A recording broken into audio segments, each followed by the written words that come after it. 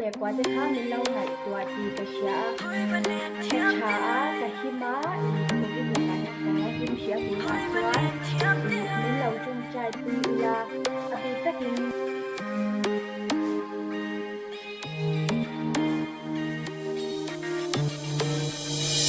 hối và lên thiêm tê anh ngei